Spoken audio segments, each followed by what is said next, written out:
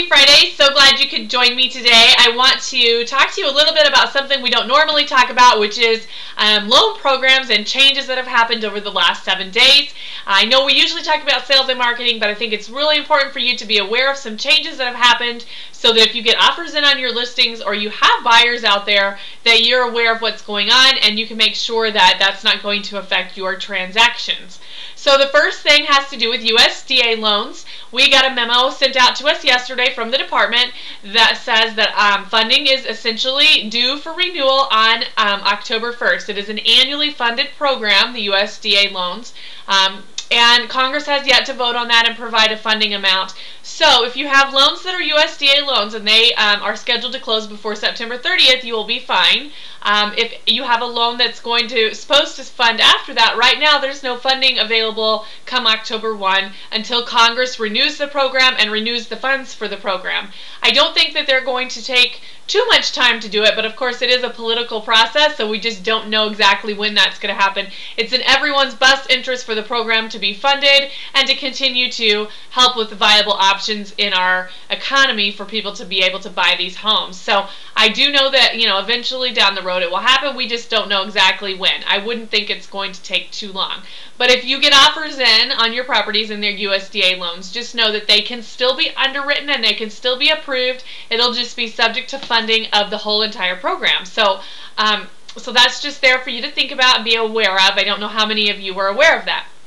The second thing is that FHA also sent out a memo last week, and their memo was extremely long and detailed. And I will tell you that the biggest thing that's going to affect you directly is the appraisal process is being changed for FHA loans come January 1st, and that process is going to be such that it will look similar to what it is for conventional loans, meaning that loan officers will no longer be allowed to order the appraisals directly on FHA loans. Now, they're not going to require a third-party appraisal management system like the conventional loan programs do, but it is going to be a non-loan officer, non-commissioned person at the lender's office who is going to be ordering these appraisals. So any of those of us who work with account reps or anyone who's paid any type of commission at all is not going to be allowed to directly be involved with ordering the appraisals on FHA loans. So that's the biggest change that's going to affect you. There was lots of other several changes that came out with FHA, but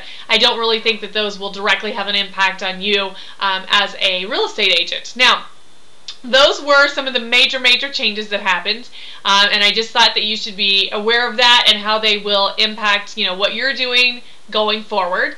The one tip that I will give you today that is sales and marketing, of course, because we have to make sure and try and help you get some sales, is I'm going to go back to open houses. We had our agents roundtable today, and out of the roundtable came much discussion on short sales and much discussion about what people are doing to get business today and how are we getting business. And the number one thing that really came about from this was to go ahead and sit open houses in strategic areas. Now, I'm sure that you know that you have to sit in open house. You can't do inter-brokerage house sitting, so to say. So, if I work for West USA, I can't necessarily go work a listing for RE/MAX unless you have a certain co-listing agreement. This is what came out of the roundtable today. However, you can work someone else's listing in your own office. So if you know that there's a really hot part of town, let's say Central Phoenix was one of the ones mentioned today, and you know somebody who has a listing there in your office, it would behoove you to try and sit that open house and see what you can do. We had one gal today said she gets a minimum of 30 people walking through it, and there's so many people sometimes in there that she doesn't even have the ability to talk to all the people that come through.